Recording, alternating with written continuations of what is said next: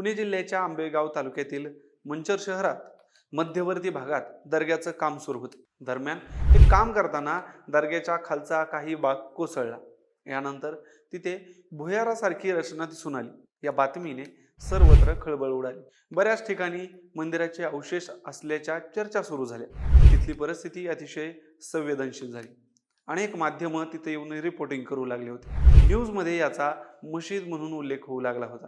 मात्र ती मशीद नसून दर्गा असल्याचं स्थानिकांनी सांगितलं. त्याचवेळी हिंदू संघटनांनी याचा तपास करून सत्य समोर आणण्याची मागणी केली होती. दुसरीकडे मुस्लिम संघटनांनी दर्ग्याच्या झालेल्या नुकसानीवर आक्षेप घेतला होता. शिवाय ही घटना दुर्दैवी असल्याचं म्हटलं होतं. त्यामुळे तणावाचं वातावरण या भागात तयार झालं. वातावरण चिघळू नये यासाठी पोलिसांनी मोठा बंदोबस्त या परिसरात तैनात केला. यानंतर पोलिसांनी संपूर्ण भुयाराची पाहणी केली. मात्र कबर सोडून त्या ठिकाणी काहीही आढळून आलेलं नाही.